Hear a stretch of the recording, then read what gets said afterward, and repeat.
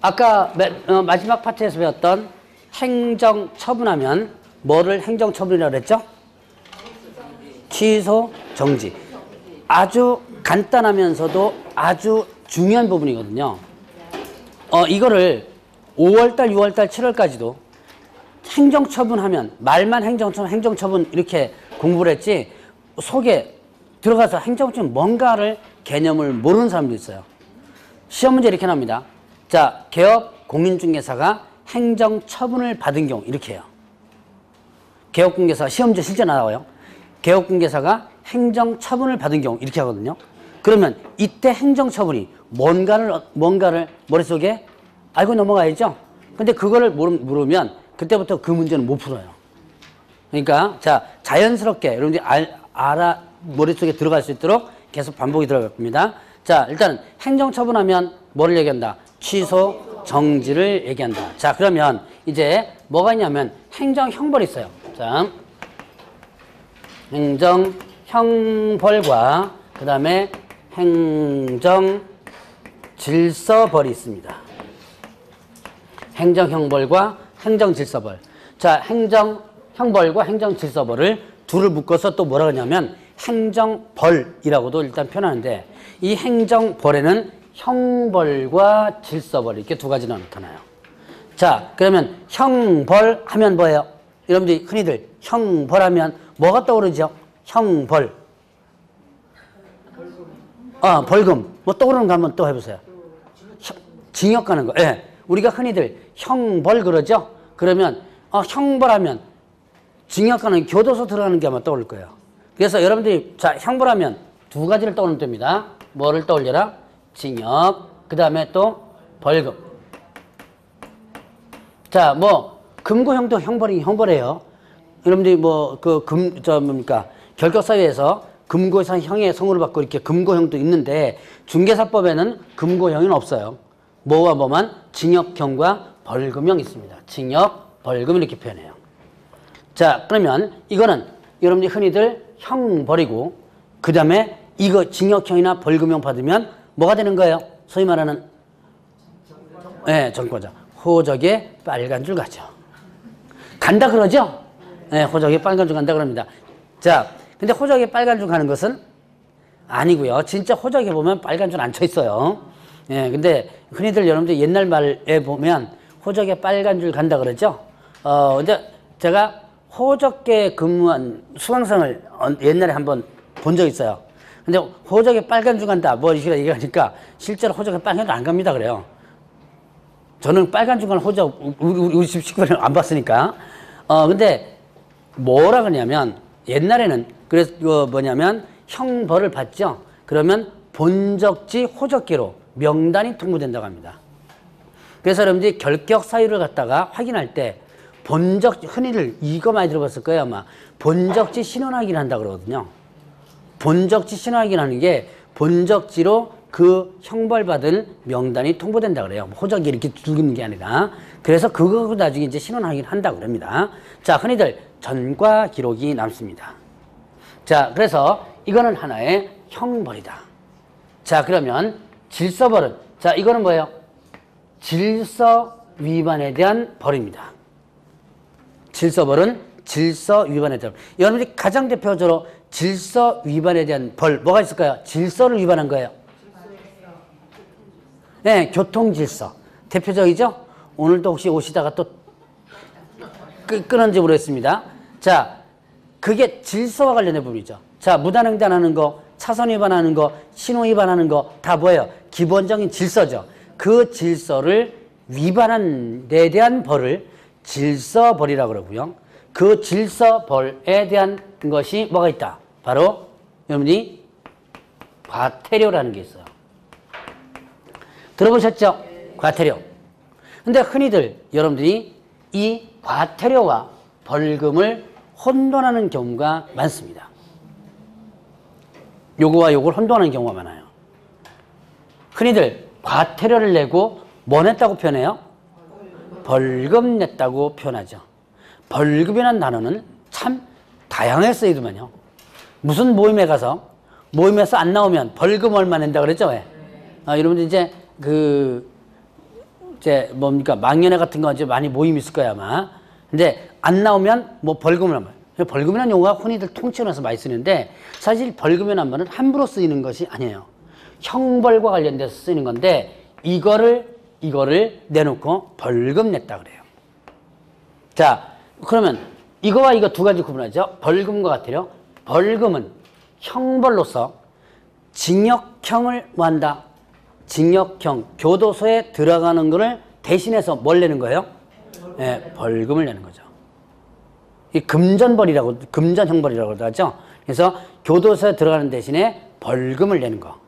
이것이 바로 이제 형벌이에요. 만약에 나 벌금 못 내겠다 그러면 어떻게 돼요? 네, 그 액수만큼 들어가 줘야지만 되는 거예요. 하루에 얼마냐면 5만 원인가 그래요.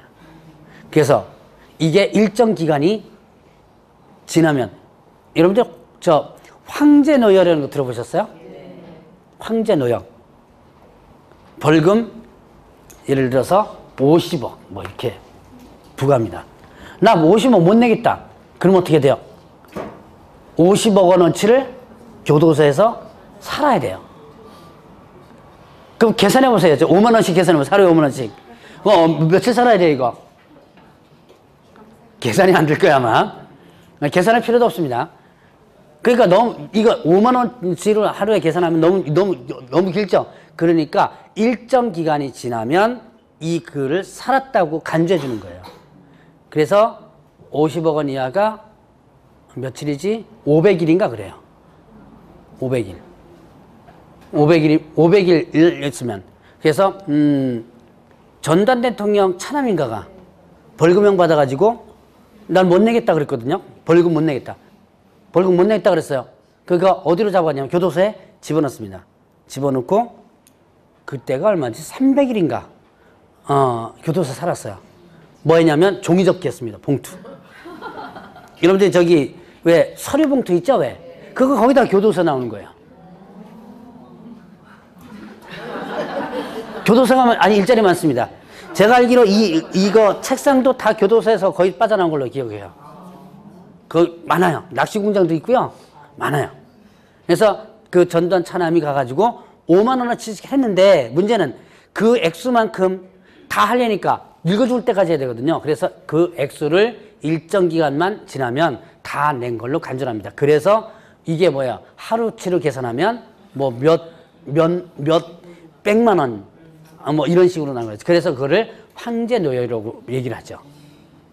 그래서 자 아마 우리 저기 순실이 이 양반도 아마 못 내겠다 그럴 거야 아마. 그러면 못 내겠다 그러면 이제 뭐 교도소 살아야죠. 그러면 일정 기간 지나면 아마 한 500일만 지나면 아마 500일이면 한 2년 가까이 되나요? 그 지나면 아마 다 이제 풀어져요.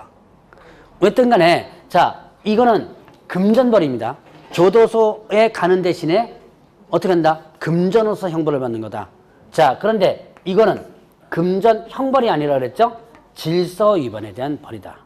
자, 그래서 이거와 이거는 여러분들이 흔히들 구분을 정확히 일단 하라라는 얘기예요. 그리고 여러분들이 이 벌금형은 여러분들이 조심하라 그랬죠? 이거는 소위 말하는 형벌이고, 소위 말하는 호적에 빨간 줄 간다. 소위 말하는 전과 기록이 남는다. 그래서 아마 그 얘기를 했을 거예요. 이 얘기 했나 모르겠는데 여러분들 혹시 연말에 폭행 뭐 이렇게 하면 어떻게 하라 그랬어요? 합의하는 게 좋다 그랬죠? 그래서 만약 합의 안 하고 끝까지 좋다 가자 그래서 어디까지 하면 검찰까지 갑니다. 검찰까지 가가지고 그래도 끝까지 검찰에서도 뭐는 협의라 그래요. 이런 단순 폭행은요. 경찰서에서 조사할 때도 합의하라는 소리가 나오고요.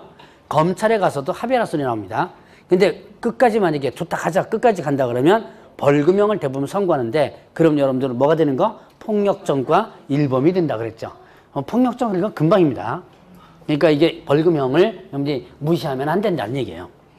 자, 그래서 이거와 이거의 차이점을 여러분들이 일단 구분해보고 자 일단 형벌은 어떻게 되고요? 형벌은 징역과 뭐다? 벌금. 그 다음에 질서보는 뭐가 된다? 과태료. 이렇게 되는 거죠. 자, 요 개념만 여러분들이 일단 구분을 하고 넘어가면 됩니다.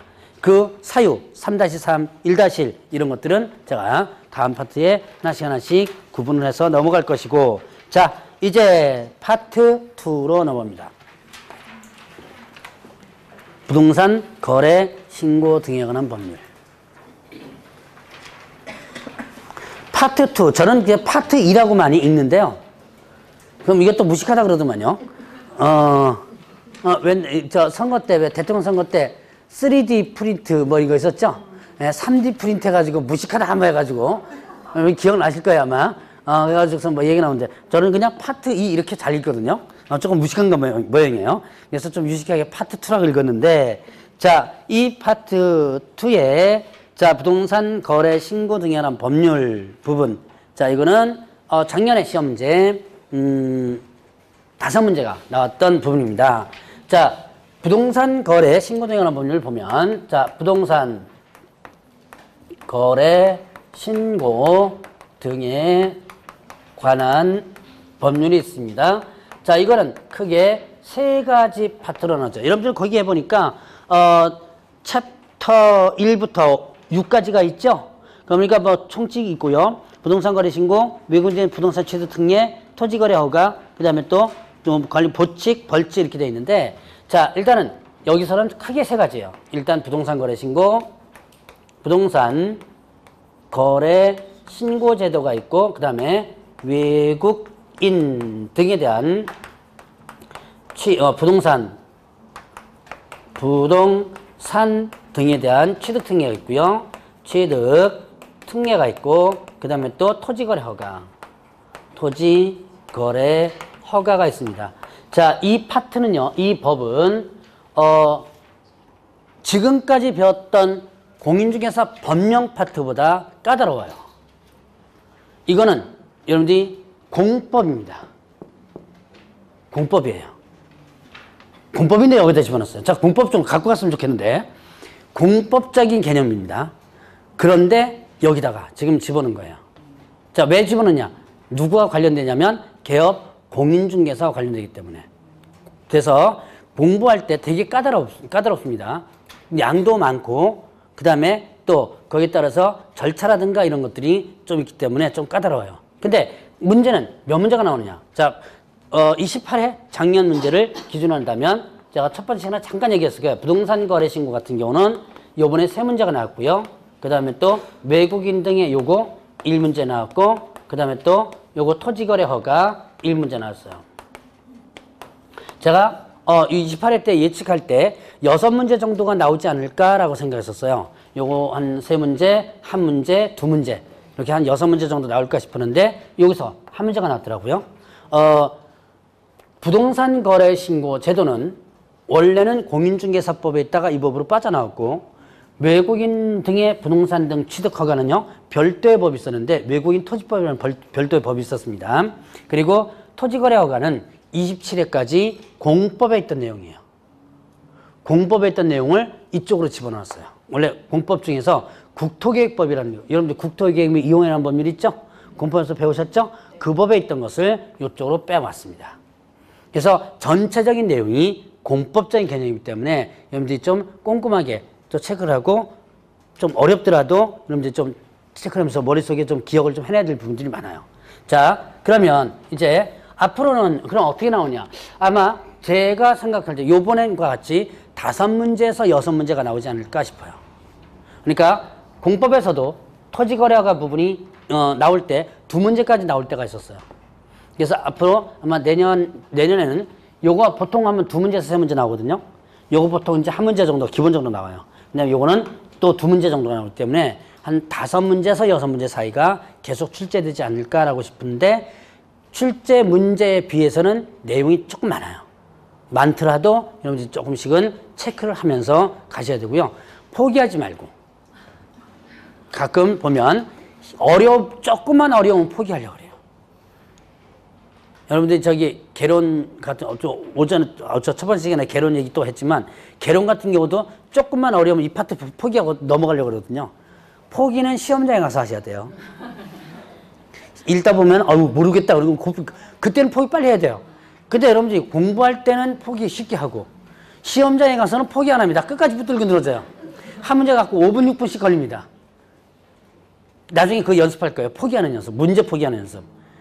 그래서 공부는 포기하지 말고 언제 포기해야 된다? 시험장에 가서 문제를 포기해야 되는데, 이걸 여러분들이 거꾸로 하고 있어요. 공부할 때는 쉽게 포기합니다. 간평론 어렵거든요.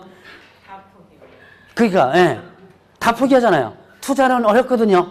이거 포기하고 저거 포기하고 남는 게 없죠. 그래놓고 나 40점만 맞을래. 그러면 안 된다는 얘기죠. 수업 시간에는 포기하지 말고 어디서 포기해야 된다? 시험장에서 포기해야 되는데, 자, 그래서 요거는 군법적인 성격이 강하기 때문에 내용도 중개사법과는 좀 까다로워요. 그렇기 때문에 여러분들이 조금씩은 공부를 좀 더 해야 되는데 포기하지 말고 하나씩 구분을 일단 해 주셔야 되면 돼요. 자, 그러면 보죠. 가장 먼저 일단 총칙 부분 더 볼까요? 자, 일단 총칙 부분에서 보면 부동산 거래 신고에 관한 법률의 도입 배경 있습니다. 처음에 부동산 거래 신고 부분, 요거의 도입 배경을 한번 보죠. 이거는 부동산 거래 신고 부분에서 나온 것인데요. 자, 부동산 거래 신고 요거 언제부터 도입되느냐? 요게 자, 요거와 요거는 다른 법에서 편입되어 온 거고요. 원래 이 법의 터줏대감은 뭐냐면 부동산 거래 신고, 이게 터줏대감이었어요. 이거는 원래 처음에 공인중개사 법령 파트에 있다가 공인중개사 법과 같이 붙으니까 성격이 좀 틀리거든요. 그러니까 따로 부동산 거래신고법이라고 따로 별도로 다시 빠져나왔어요. 이 부동산 거래신고제는 언제부터 났냐면 2006년도부터. 소위 말하는 뭐죠? 여러분들이 많이 들어봤죠? 부동산 거래신고. 소위 말하는 어떤 제도예요? 실거래가 신고제도죠. 자, 실거래가. 여러분들이 매매계약을 체결하면 뭐하라? 실거래가로 신고하라. 이거 왜 만들었을까요? 자, 이 제도가 몇 년대부터 나왔다 그랬죠? 2006년도부터 나왔다 그랬죠. 그럼 2005년도까지 어떻게 했냐? 여러분들 이전에 거래를 했던 분들 다 알 거예요. 그때 당시만 해도 뭐 한 거예요? 그렇죠. 다운계약서를 대부분 작성했죠. 다운계약서. 그러니까 예를 들어서 1억짜리 거래하면 당연히 개업공개사가 어떻게 해요? 한 8천만 원 정도 했습니다. 그리고 그렇게 했다 하더라도 세무서에서 관여를 하지 않았어요. 적당히 내려 쓴 거는. 1억짜리 거래하고 한 5천만 원에 했거나 뭐 이래야 되면 그러면 이제 세무서 조사 들어옵니다. 근데 적당히 내린 것은 그냥 관행상 그렇게 내린 거다 그래가지고 단속도 하지 않았어요. 그러다 보니까 어떻게 돼요? 뭐가 날라가지요? 쉽죠? 1억짜리 8천만 원에 거래했다고 하면 뭐가 날라요? 가운데 2천만 원이 날라가면서 세금이 탈루가 되기 시작하죠. 그래서 이걸 바로 잡아봐야 되겠다라는 것이 이거인데, 자, 이게 참 역사가 깊습니다. 실거래가 신고 요거를 처음으로 시도를 한 것은 2006년도가 아니고 96년도예요. 96년도는 누가 대통령 때냐면 김영삼이라고 했었죠. 네, 김영삼 대통령이 있을 때 그때 강력하게 또 한 게 뭐 있어요? 그 양반이 또 하나 제도 만들어 놓은 게 뭐냐면 네, 금융실명제. 그거 안에 치적 중에 하나입니다. 그거는 인정해줘야 돼요. 그렇게 하면서 뭐를 하냐면 실거래가로 하자. 신고를 실거래가로 하자. 어디다가 집어넣었냐면 여러분들 이제 나중에 배울 거예요. 부동산 등기 특별조치법이라는 법이 있어요. 이전에 공부하셨던 분들은 그 법에 대해서 뭔지 아실 거고, 처음 공부하신 분들은 나중에 들을 거니까 그냥 들고 넘었어요. 부동산 등기 특별조치법에 보면 뭐가 있냐면 거민제도라는 게 있어요. 이게 이제 부동산 거래신고제도 이전에는 뭐냐면 거민을 받았었어요.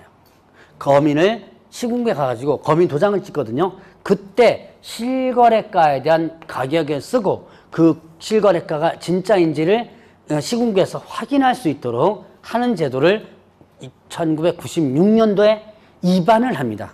된 게 아니고요. 입안을 해요.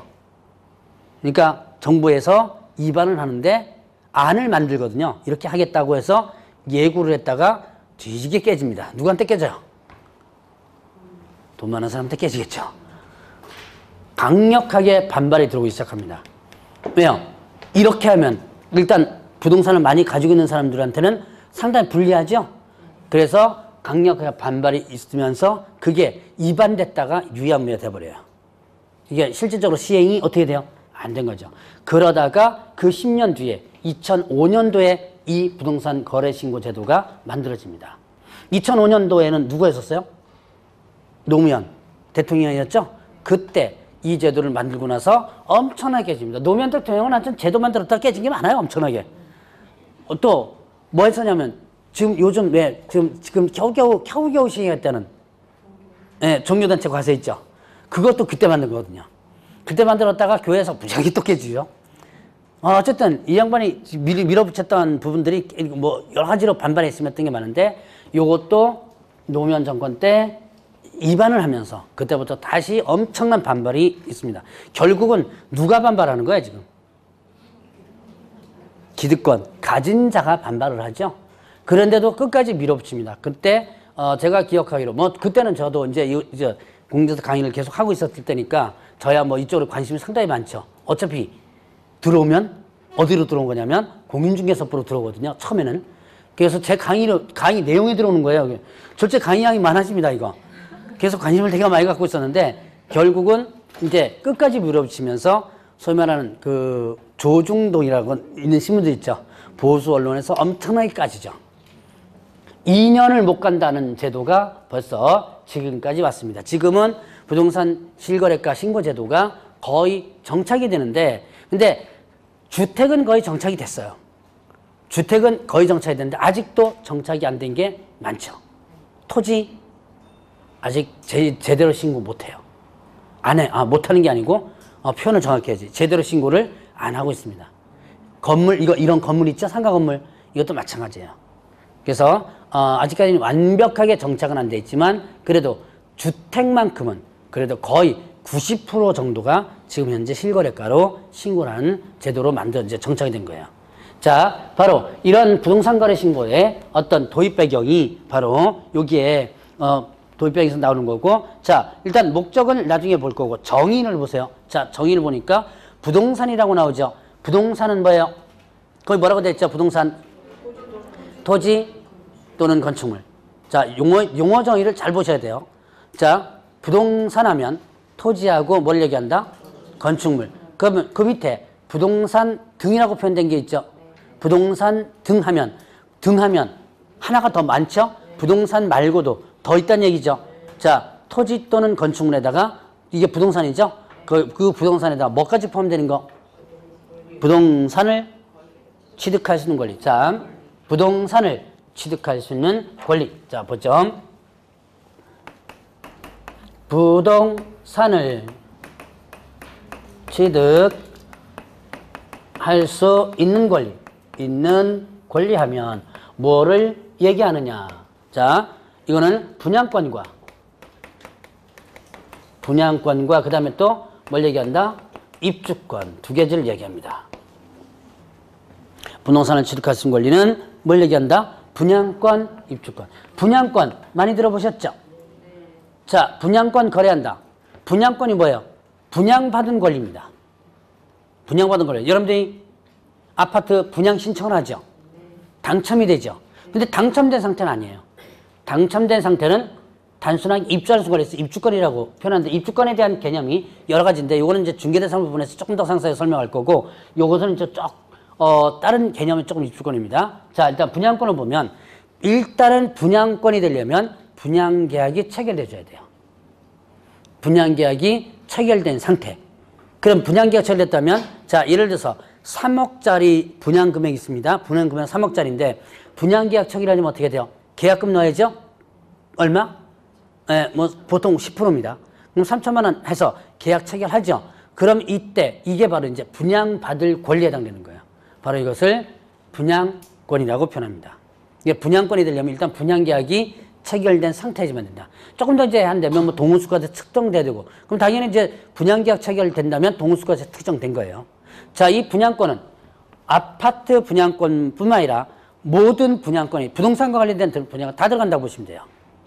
자, 주택법상의 분양권, 도정법상의 분양권, 그 다음에 또 택지개발촉진법상의 분양권, 건축 분양하는 법률, 상가 있거든요. 상가 분양권. 자, 그러니까 주택 분양권, 상가 분양권, 그다음 택지 분양권, 공장 분양권, 공장 용지 분양하는 거 있죠? 그런 부분들 분양권이 몽창 다 들어가요.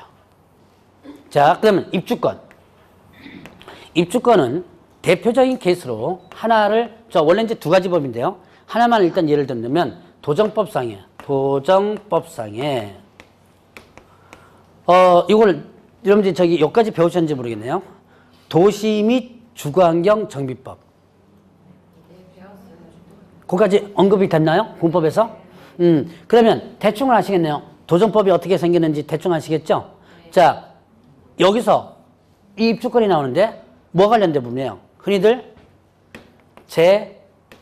재개발과 그 다음에 또 재건축.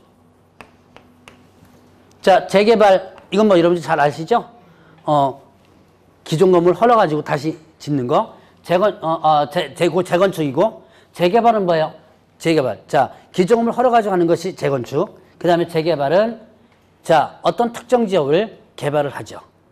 개발하면서 내가 여기에 가지고 있는 주택을 털고 여기다가 뭘 짓다? 아파트를 짓죠. 그리고 요걸 가지고 여기에 들어갈 수 있는 권리, 요걸 뭐라 한다? 요거를, 바로 입주권이라는 거예요. 자, 그러면 바로 이런 분양권과 뭐를 입주권 두 가지가 뭐라고 표현한다? 부동산을 취득할 수 있는 권리로 표현되는 거예요. 자, 그러면 이제 지금 뭐와 뭐를 얘기했어요? 지금 부동산하고 부동산 등 두 가지를 표현했죠. 자, 부동산 등 하면 다시 한번 뭐를 얘기한다 그랬죠? 요거는 시험 문제 나와요. 나중에 제가 문제도 낼 겁니다. 부동산 등 하면 뭘 얘기한다? 부동산, 토지하고 건축물에다가 뭐까지를? 입주권, 분양권. 자, 그러면 이제 거래 당사자. 거래 당사자면 누굴 얘기한다 그랬어요? 매수인과 매도인. 자, 그러면 이 부동산 거래 신고나 아니면 외국인 등의 부동산 등의 취득과 토지 거래 허가는 매매와 관련된 부분이에요. 이건 뭐와 관련된다? 매매와 관련된다.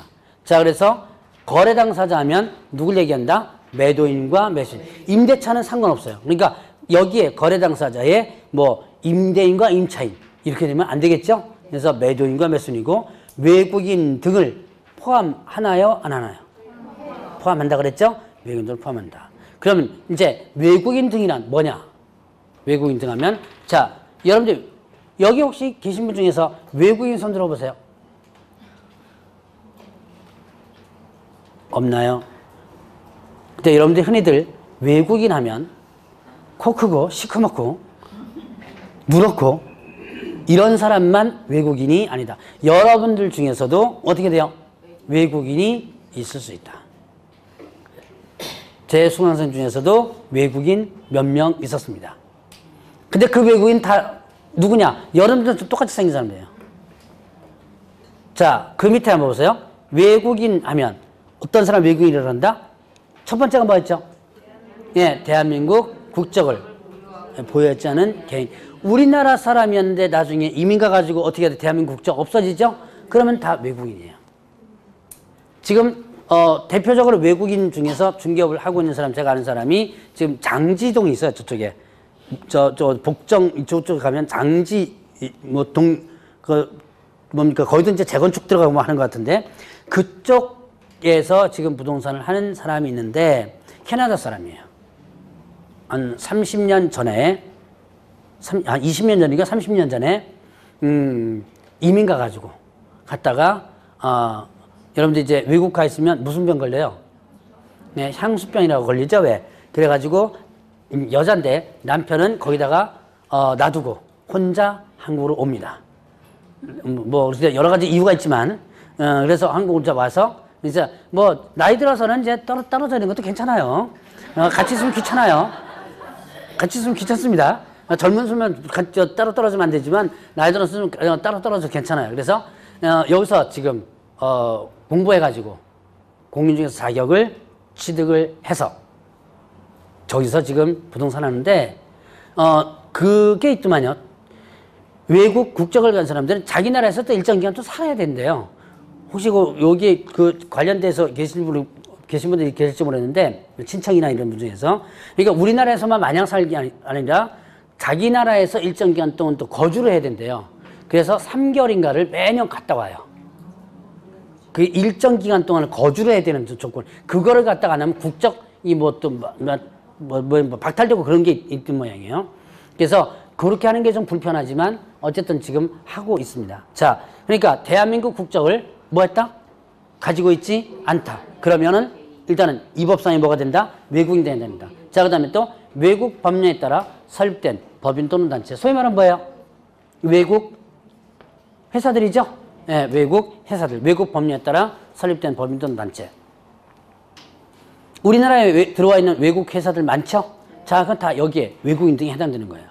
자, 그러면 그 밑에 보니까 공통적으로 나오는 숫자가 있죠? 찾아보세요. 네. 사원, 구성원, 임원, 의결권에. 사원, 구성원, 임원, 의결권에 얼마가?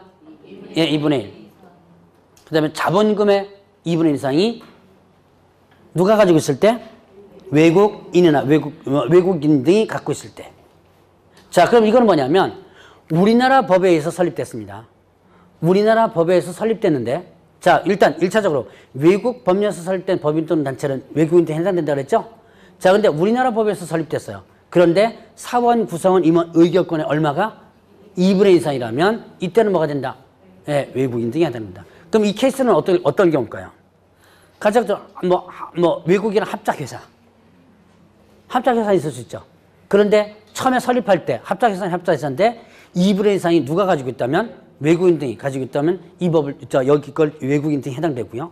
아니면 우리나라 법에 설립했는데 처음에는 2분의 1 이게 외국인이 없었어요. 근데 나중에 2분의 1 될 수도 있죠. 외국 회사로 넘어가는 바람에 이것도 여기에 해당되는 부분이라고 했어요. 자, 그래서 2분의 1 이상이 외국인에 해당될 때 그 외에도 외국 정부라든가 국제인합, 정부 간, 준정부 간, 비정부 간 기구들 다 일단 외국인 등에 해당된다. 자, 그럼 외국인 등 하면 여러분들이 세 가지만 일단 기억하면 돼요. 뭐뭐 기억하면 된다? 대한민국 국적을 보유가 있지 않은 개인. 그 다음에 외국 법령 설립된 법인 또는 단체. 그 다음에 또 사원, 구성원, 임원, 의결권. 그냥 다 빼버리고 얼마 이상이? 예, 이것만 기억하면 돼요. 앞에 거는 다 빼버리고 2분의 1 이상이 뭐 했을 때? 외국인일 때. 자, 그러면 이제 이렇게 용어의 정의가 있습니다. 시험 문제 곧잘 나올 수도 있고요. 자, 그러면 이제 186페이지에 보면 부동산 거래 신고제도. 자, 제가 고부에도 얘기했듯이 이번에는 얼마가 나온다 그랬어요? 이번에 얼마 나왔다 그랬죠? 세 문제가 나왔다 그랬죠? 자, 이 부동산 거래 신고제도. 여기서는 가장 중요한 부분입니다. 출제 빈도가 가장 높고요. 왜 높으냐? 높은 이유. 중요하니까. 예. 그러니까 중요하니까. 맞아요. 중요하니까. 이게 왜 중요하느냐?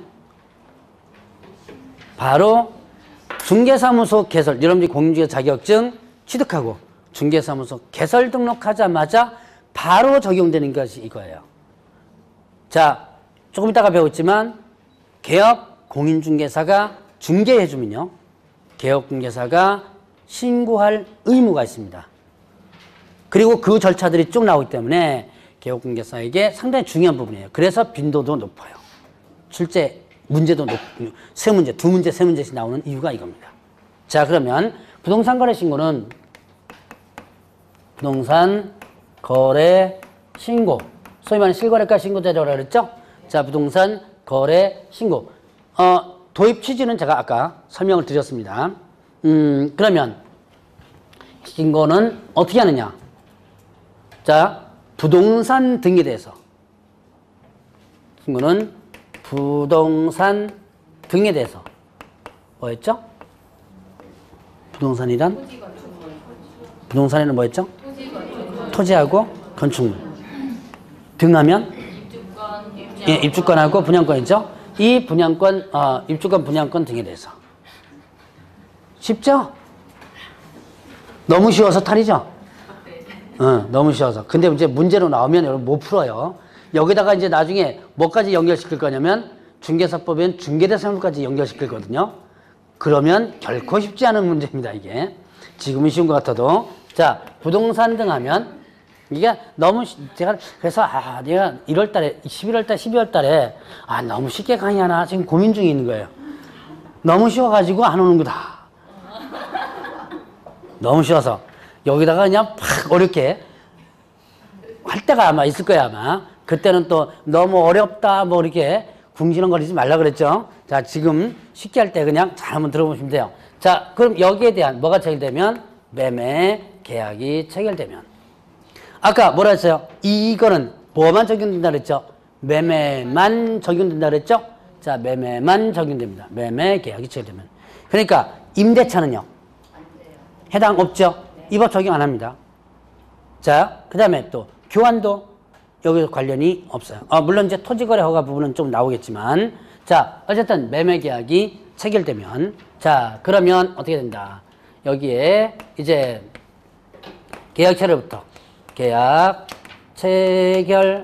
체결일로부터 며칠 이내 해야 되냐면 60일 이내. 계약체로부터 60일 이내에 뭘 하라? 부동산 거래 신고를 하라 그랬어요. 어디다 하느냐면 자, 부동산 소재지. 부동산 소재지 어디예요? 시, 군, 구. 부동산 소재지 시군구. 그러면 부동산 소재지 시군구 이거를 줄여서 표현했습니다. 부동산 거래 신고를 하라 그랬죠? 신고하는 곳이에요. 그럼 신고하는 관청을 뭐라 그러죠? 신고하는 관청이에요. 신고하는 관청이에요. 신고관청. 쉽죠? 쉽게 생각하라 그랬죠? 등록하는 곳이에요. 허가받는 곳이에요. 쉽죠? 네. 자, 근데 문제는 뭐냐면 부동산 소재 시군구가 상황에 따라서 뭐가 된다? 등록관청이 되고 뭐가 되는 거예요? 신고관청이 되고 뭐가 되는 거? 허가관청이 되는 거예요. 똑같은 부동산 소재 시군구인데 이게 등록하는 곳이라면 뭐 등록관청. 문제 등록관청은 사무소 소재 신고지만 자, 신고관청은 신고하는 곳. 이런 식으로 구분하면 됩니다. 자, 신고관청이에요. 앞으로 부동산 소재 신고라고 많이 표현하지 않고 뭐라고 표현한다? 신고관청이라고 많이 표현할 거예요. 자, 그러면 여기다가 신고한다. 이게 부동산 거래 신고의 기본 내용입니다. 자, 그래서 부동산 등에 대한 매매 계약이 체결되면 계약체로부터 60일 이내 부동산 소재 시군구에다가 신고한다. 그래서 이게 이제 소위 말하는 실거래가, 실거래가로 신고하는 거예요. 이제 아까 잠깐 뭐 얘기했지만 이게 뭐 때문에 그랬어요? 탈세를 막을 목적이라고 그랬죠? 그래서 여러분들이 저기 이제 가끔씩 청문회나 이런 데서 튀어나오는 내용이 있죠. 소위 말하는 뭐 썼다? 다운 계약서 썼다. 뭐 이런 내용 많이 나오죠? 근데 그거를 잘 판단해 봐야 돼요. 그냥 무턱대고 다운 계약서 썼다고 욕할 게 아니라 여러분도 똑같이 썼거든요. 언제 전까지는? 2006년도 전까지는. 그리고 개업공개사가 알아서 써줬고요. 세무서에서도 인정을 해줬어요. 어느 정도의 탈세는 인정을 해줬어요. 그래서 사실은 2006년도 이전의 계약서는 사실은 청문회에서 다운 계약서 썼다고 뭐라 그럴 게 아니에요, 사실은. 근데 이제 언론에서 막 다운 계약서 썼다. 문제는 언제부터예요? 2006년도 이후에 했다면 문제가 심각합니다. 왜냐? 바로 부동산거래신고법 위반이니까. 근데 그 이전에는 당연히 관행으로 다 했기 때문에 큰 문제가 되지는 않았었어요. 그리고 세무서에서도 그렇게 크게 안 건드렸다 그랬죠? 그러니까 어쨌든 요거는 2006년 이후부터 2006년도부터 일단 시행되는 제도인데 자, 이제 이렇게 신고를 해줘야 돼요. 그럼 누가 신고해야 되느냐? 신고 의무자가 있습니다. 자, 신고 의무자는 일단 거래 당사자, 거래 당사자의 의무가 있고 그 다음에 또 누가 의무가 있다? 개업 공인중개사의 의무가 있어요. 자, 거래 당사자 의무와 개업 공개사 의무. 요것 때문에 이제 이때 2006년도 처음에 이제 법 위반은 2005년도에 만들어지거든요. 5년도에 만들어질 때 난리를 쳤던 내용이 됩니다. 자, 일단 좀 이따 보죠. 일단 먼저 이거부터 보죠. 거래 당사자의 신고 의무가 있어요. 이거는 어떤 경우냐면 개업 공인중개사에 의하지 않고 누구 끼지 않고요. 네, 개업 공인중개사가 끼지 않고 누구끼리 거래한 거? 네, 거래 당사자끼리 한 거. 여러분들 저기 부동산 끼지 않고 부동산 사무실 끼지 않고 당사자끼리 거래해 보신 분 계세요? 한번 있을 거예요. 주로 왜 그렇게 많이 해요? 네, 일단은 수수료 아끼려고. 근데 가능하면 앞으로는 여러분들이 이제 이거 배우시죠? 뭐 하겠다고 지금 여기 온 거예요, 지금? 일단 공인중개사 자격 취득해서. 그래 돈 벌려고. 뭐 해가지고 돈 벌려고? 뭐 해가지고요? 예. 네. 그럼 뭐가 되는 거예요, 지금? 개업 공인중개사가 되는 거죠? 그러니까 앞으로는 부동산을 통해서 거래하는 고를 많이 일단 하셔야 돼요. 옛날에는 90년도 때 같은 경우는요.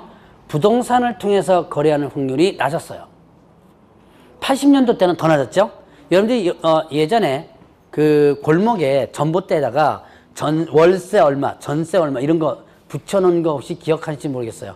젊으신 분들은 잘 모르실 텐데 요즘은 거의 골목길에 그런 거 없어요. 옛날에는 이렇게 붙여놓거든요. 거의 다 지나가다가 어떻게 해요? 보고 직거래 하는 건 많았죠. 거의 80년대 같은 경우는 5대5 정도였었어요. 그래서 90년도 때는 한 6대4 정도였는데 지금은 한 8대2 정도로 된다고 합니다. 이게 통계가 나오는 이유가 있어요. 바로 이거이기 때문에 그래요. 누가 신고하느냐를 보면 금방 나와요. 자, 그래서 개업 공인중개사에 의하지 않고 당사자끼리 거래하면 이때는 누가 거래 당사자의 의무가 있다. 그러면 자, 아까 거래 당사자는 누구라 그랬어요? 매도인과 매수인. 그러면 의무가 누구한테 의무가 있는 거예요? 거래 당사자의 의무라 그랬죠. 그러니까 거래 당사자 의무니까 매도인과 매수인 둘 다에게 의무를 부여를 합니다. 자, 둘 다에게 의무를 부여를 하는데 그런데 여기에서 이제 두 가지 간단하게 알아두시는 게 있습니다. 국가 등이 만약에 일방이라면 이때는 뭐가 된다? 국가 등이 단독으로. 자, 국가 등 일단 국가만 일단 보고 넘어가죠. 자, 국가 간단하게 보면 국가 등 나중에 이제 설명할 거고 국가가 만약에 당사자 일방이라면 국가가 단독으로 신고하도록 하고 있어요. 자, 근데 이걸 왜 제가 지금 여기서 얘기하냐? 공법에서 잘 보시면요. 국가나 지자체가 어떤 행위를 하실 때는 공법적인 행위들이 어떻게 돼요? 거의 다 면제가 됩니다. 나중에 한번 공법 공부할 때 잘 보세요. 국가나 지자체가 어떤 공법적인 행위를 하죠. 그러면 그 행위들에 대한 공법적인 규제들이 거의 면제가 돼요. 앞으로 이제 아직까지는 뭐 공법을 깊게 안 배우고 아마 큰 틀만 아마 구경하고 넘어갈 거예요, 지금은. 근데 조금 더 깊게 이제 공부하다 보면 그런 느낌이 들 겁니다. 국가나 지자체가 계속 그 관련된 부분 다 면제예요. 자, 예를 들어서 저 밑에 토지거래하고도 마찬가지예요. 이제 토지거래 허가는 오늘 아마 안 될 것 같은데 다음 주에 할 것 같은데 토지거래 허가도 국가나 지자체가 하면요 그 관련된 부분이 면제되거나 아니면 또 뭐만 하면 허가 받은 것을 간주하거나 이렇게 면제가 되는 부분이 많아요. 자, 근데 국가가 어떻게 된다? 일방이라면 이때는 뭐가 된다? 이때는 국가가 신고해줘야 돼요. 유일한 건 아니지만 아주 드물게 국가에 대해서 의무를 부여하는 거예요. 자, 제가 금방 뭐라 그랬죠? 국가나 지자체가 만약에 공법적 행위를 할 때는 기본적으로 어떻게 된다 그랬어요? 면제되는 것이 거의 다 내용이라고 그랬죠? 그런데 일부의 몇 개는 국가가 해도 의무를 부여하게 되는데 그 중에서 아주 드물게 들어가는 부분이에요. 그러니까 국가가 일방일 때 거래 신고를 면제하는 게 아니고 누가 신고하도록? 국가가 신고하도록 하는 거예요. 네. 좀 드물게 나오는 규정입니다. 나중에 아마 이거 제가 꽤 강조를 할 겁니다. 아마. 자, 그 다음에 또 거래 당사자의 신고에서 신고를 대행할 수 있습니다. 신고 대행. 그럼 누가 신고를 대행하느냐? 위임받은 자가. 아무나 괜찮습니다. 아무나 위임을 받은 자. 대부분 누가 많이 하냐면, 자, 이거는 거래당사 신고이면은 일단 누구 끼지 않았어요? 매매계약 처리하는데. 개업공개에서 끼지 않았죠? 당사자끼리 했죠? 그러면 대부분 이제 나중에 등기를 어디다가 맡겨요? 법무사한테 많이 맡기죠. 바로 법무사가 신고를 많이 대행해줘요. 법무사가 의무가 아닙니다. 당사자 일방이 해도 되는 거예요. 또 위임받은 사람이 아무나, 위임받았다면 아무나 다 해도 되는데 누가 주로 많이 한다? 네, 법무사가 주로 많이 하는 거예요. 주로 많이 해서 대행을 하게 됩니다. 그래서 신고를 일단 대행할 수 있다. 자, 이렇게 해서 큰 틀로 한번 구분해 봤고, 자, 그럼 이제 개업 공인중개사의 신고 의무가 있어요. 개업 신고 의무는 누구에 의할 때? 개업 공인중개사에 의해서 중개거래가 된다면. 그러니까 거래계약서를 누가 작성하면? 개업 공인중개사 작성하면. 자, 거래계약서를 개업 공인중개사가 작성한다면 이때는 거래당사자는 의무가 완전히 어떻게 한다? 없어져 버려요. 그리고 누구한테만 의무가 부여된다? 개업 공인중개사에만. 아까 제가 뭐라 했어요? 이거 법을 시행할 때 누가 난리쳤다 그랬죠? 개업 공인중개사가 난리쳤다 그랬죠? 왜 난리치냐? 모든 의무를 누구한테 부여한다? 개업공개사. 그럼 책임을, 잘못했을 때 책임을 누구한테 부여하는 거예요? 그렇죠. 개업공개사. 그러니까 우리 못하겠다라고 해서 그때 들고 일어납니다. 이게 2005년도예요. 그래서 들고 일어나는 바람에 이제 떡을 줘야 될 거 아니에요. 얘한테 짐을 이만큼 줬으니까. 그 떡을 하나 준 게 있어요. 바로 뭐냐면 저번 주쯤 배웠죠? 바로 공매 부동산에 대한 권리 분석 취득가선 대리 업무. 경매 업무 있죠? 경매 업무. 이게 원래 누구의 업무라 그랬죠? 변호사 업무라 그랬죠. 원래는 변호사가 아닌 자가 이 업무를 하게 되면, 경매 업무를 하게 되면 무슨 법 위반? 변호사법 위반이라고 그랬죠.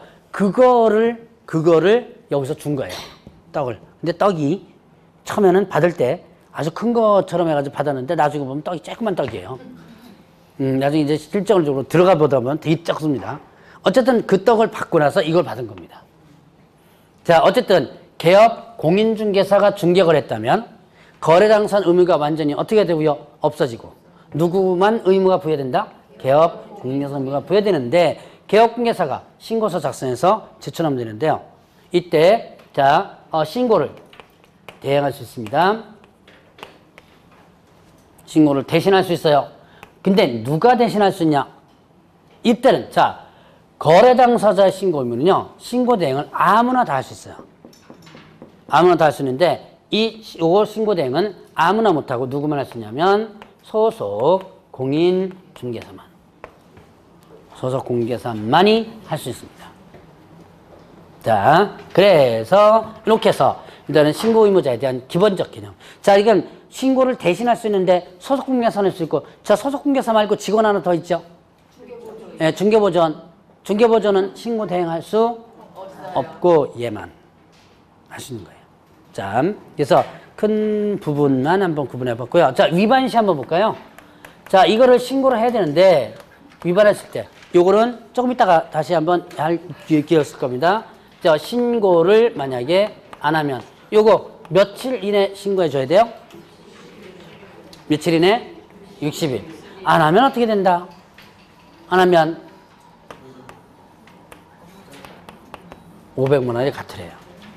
그 다음에 자, 거짓 신고합니다. 거짓 신고해요. 거짓 신고가 뭐예요?